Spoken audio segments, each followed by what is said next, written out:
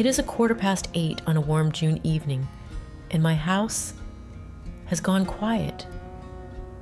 The 4 little ones who ran through this kitchen an hour ago are upstairs asleep, not fighting it, not calling down for one more drink of water, just asleep the way they are by this hour most every night. There is one lamp burning low on the table where I sit, and no screen glows in any room of this house, and there never has.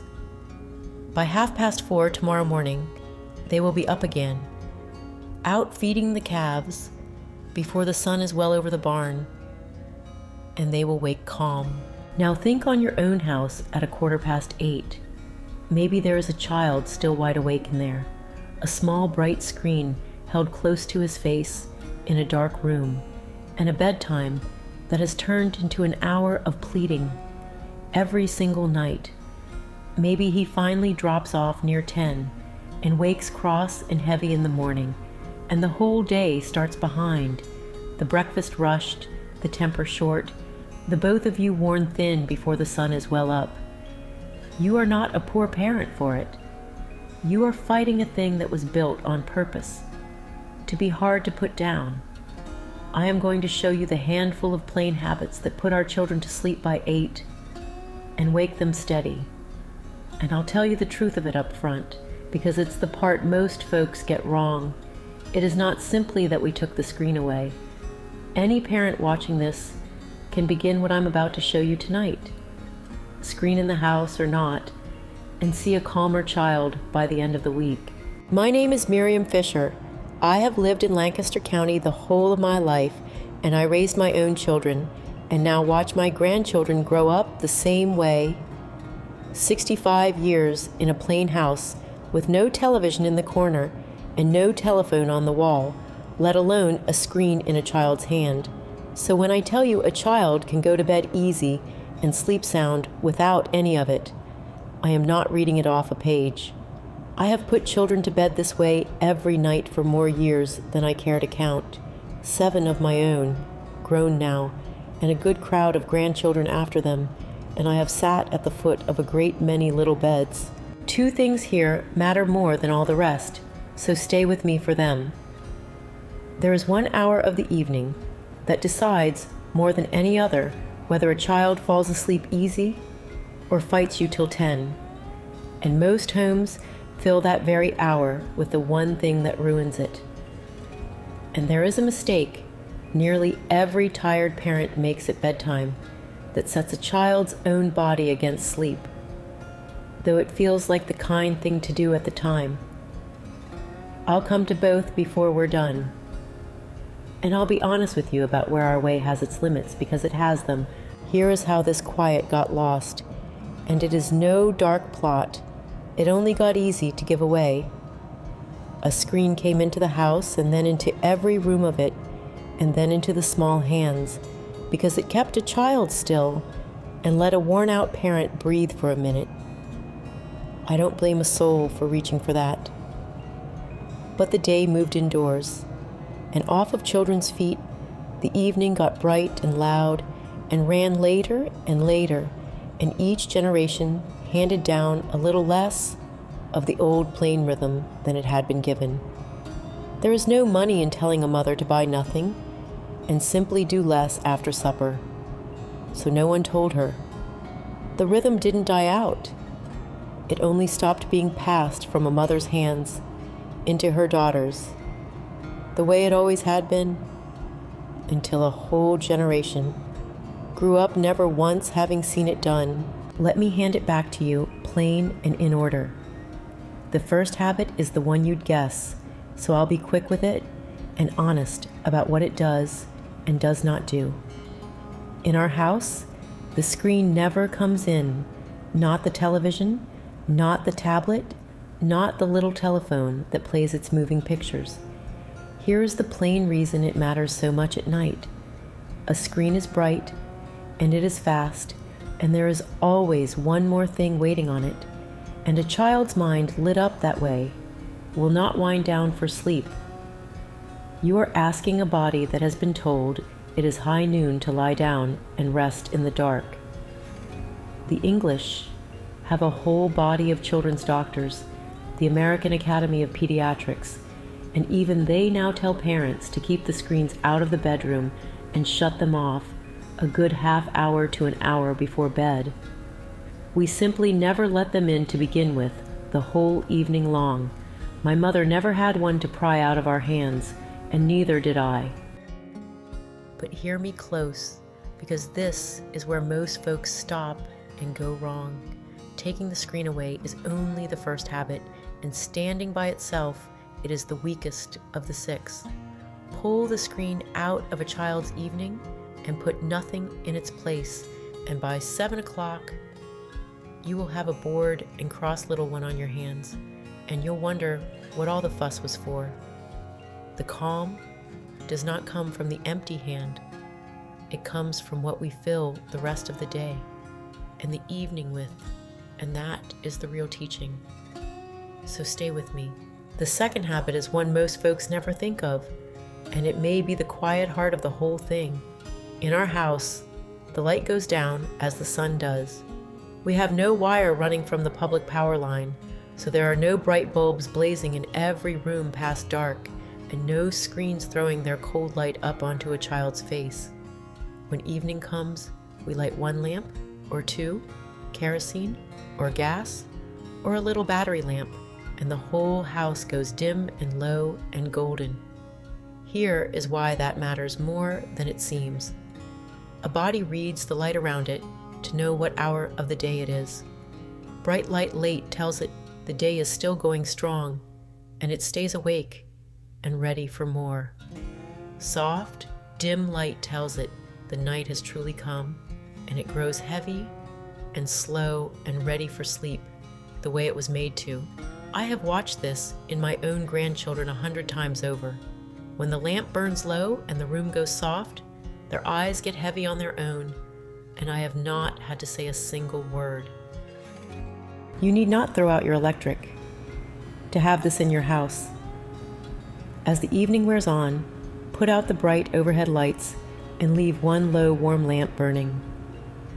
Turn the house dim on purpose, a good hour before bed, and let the dark do to your children what it does to mine. And it runs the very same way come morning, only backwards. We throw the house and the barn doors open early into the full daylight, and that bright morning light tells a child's body just as plainly that the day has begun. So they wake all the way up, sharp and hungry, and by nightfall, they are ready to go down again. The light sets the body's clock at both ends of the day.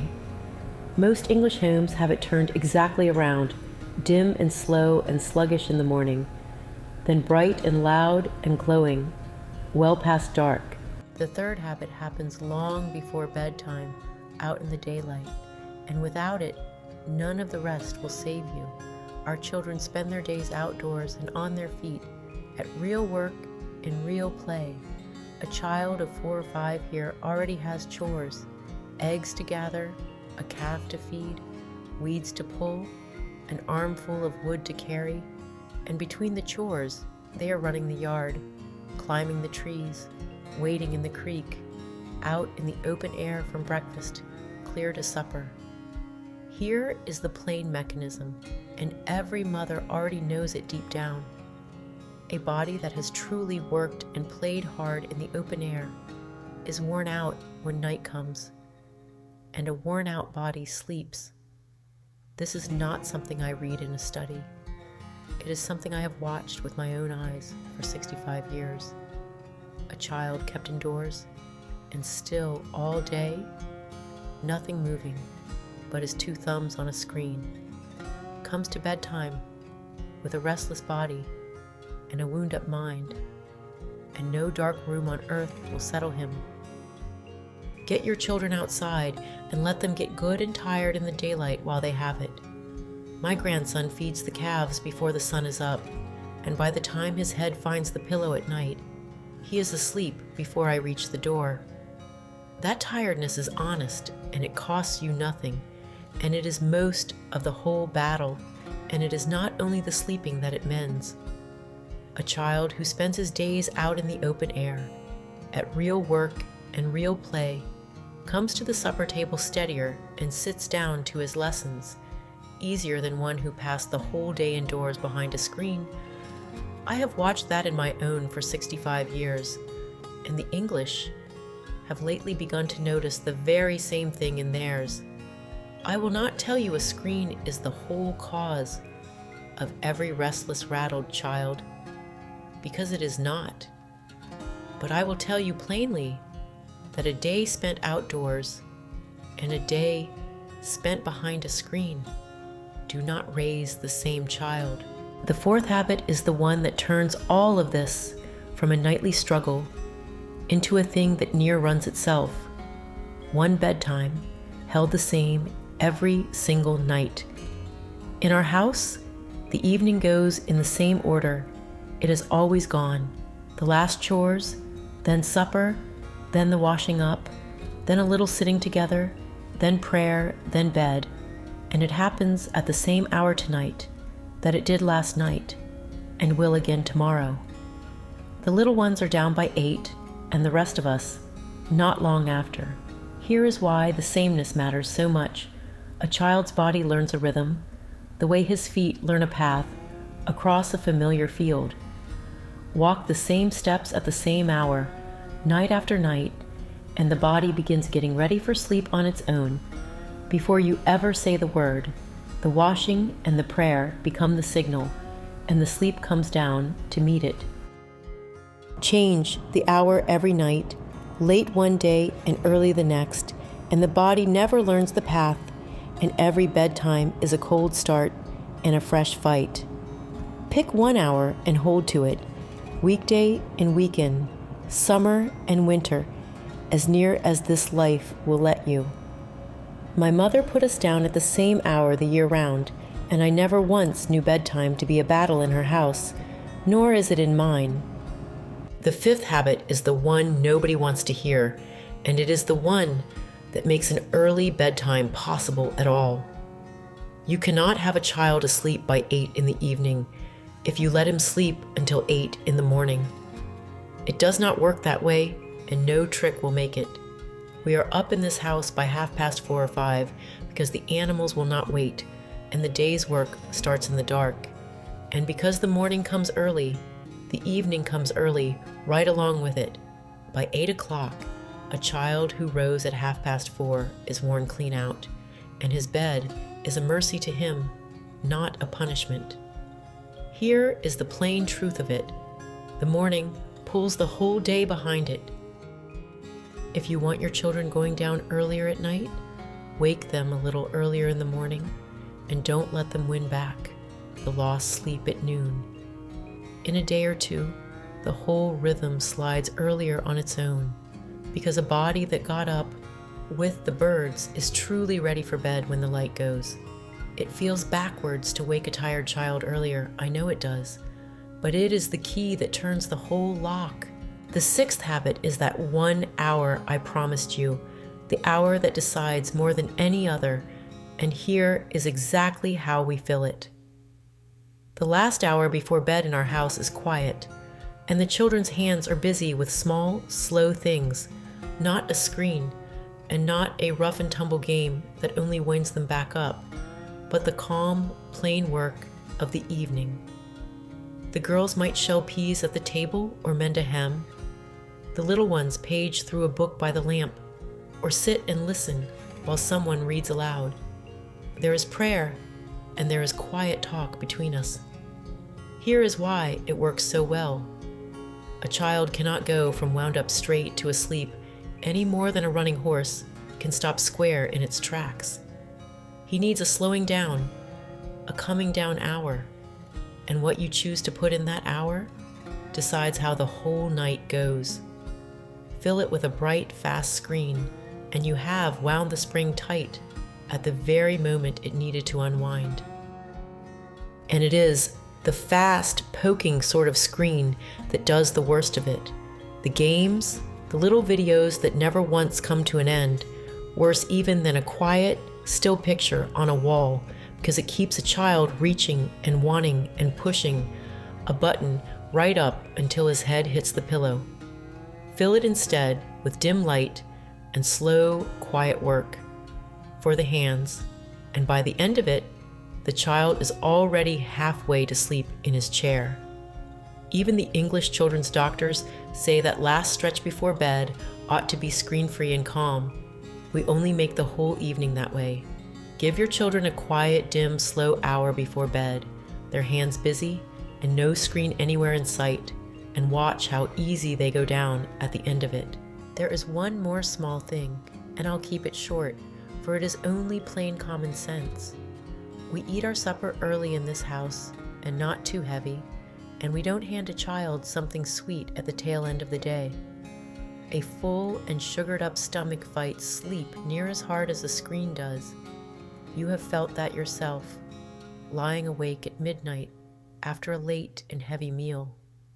Supper early and plain, and let the body be quiet and settled by the time the lamp burns low. Now I owe you some plain honesty, because this is the very thing the English internet oversells, and I will not do that to you. You will read folks saying that if you only take the phone away, your child will turn calm and bright as if by magic. That is not so, and I have told you why. The empty hand alone hands you a bored, cross child, never a peaceful one.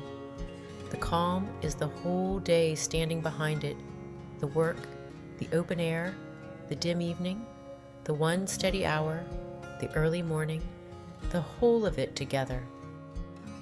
Take the screen and change nothing else, and you will be disappointed, and you'll blame the wrong thing. And I'll tell you one more honest thing, is you don't take us for something we are not. Our young children have no screens. That much is true and plain. But our teenagers, once they come to their running around years, a good many of them carry a telephone for a while, and the men in business carry one too, out in the shop or the buggy. The screen-free years I am speaking of are the young years at home, when a child is small and still being formed. I am not handing you a whole people without a single screen among them. I am handing you the way we raise the little ones, and that is a real and separate thing, worth having on its own. For the folks who want the whole of this written down to work from, the exact order of our evening, how to set the bedtime, for a child of your own child's age, how to fill that last quiet hour so they come down easy, and how to slide a too-late rhythm earlier without a week of tears. I have put it all in a small guide I call the Quiet Home, and the link to it sits right below this video. It's there if you'd like the long version in your own hand. That is the only time I will bring it up. Now let me come back to the teaching, step back a minute and look at what all these plain habits add up to, because it is a good deal more than an easy bedtime. It is your own evening handed back to you, the hours after 8 that were swallowed up by pleading, and screens turn quiet, and yours again. It is a child who wakes rested and steady instead of cross and heavy, and a whole day that starts on the right foot on account of it. It is the money you never spend, and it is the hours together that the screen was quietly taken from you, one evening at a time. This same rhythm put my own children to sleep 30 and 40 years ago, and it puts my grandchildren to sleep tonight, in the same house, under the same low lamp. It asks nothing of you but the doing of it. And think for a moment what that one reclaimed hour is worth. Once you add it all up, an hour a night is better than 300 hours across a year, near 2 full weeks of hours that were going into a nightly fight, handed quietly back to you and yours. So here's what I would have you do this week, kept plain and simple. Keep the screens out of the bedroom and shut them off well before bed, the whole evening if you can manage it. As the night comes on, put out the bright lights and leave one low warm lamp and let the house go dim a good hour before bed. Get your children outdoors and good and tired in the daylight, on their feet at real play, every day that the weather allows. Hold to one bedtime and one order of doing things, the same every night. Wake them a little earlier in the morning so the evening pulls down on its own, and keep that last hour quiet and dim, their hands busy with slow things and no screen in it anywhere. You needn't do all 6 by tomorrow night. Start with the dim light and the one steady hour, and add the rest a piece at a time as the week wears on. Now I would like to hear from you. Tell me down in the comments what hour your children finally fall asleep these days, and which one of these 6 you are going to try first this week. I read them, every single one, and if you tell me the trouble you are having at bedtime, I'll tell you straight which habit I would start with in your house. There are more of you fighting this same fight than you would ever guess, and it does a body good to know you are not the only one at it. And before you go, getting a child to sleep easy is one matter, but raising one who can sit still and work at something for a good hour without being entertained every minute is another matter entirely, and it is the thing folks marvel at most when they come to visit us. Next time I'll take you through the small jobs we hand a child of 4 and 5, and why a little real work makes for a calmer, steadier child than any toy that was ever bought. I think it will surprise you which chore we give them first.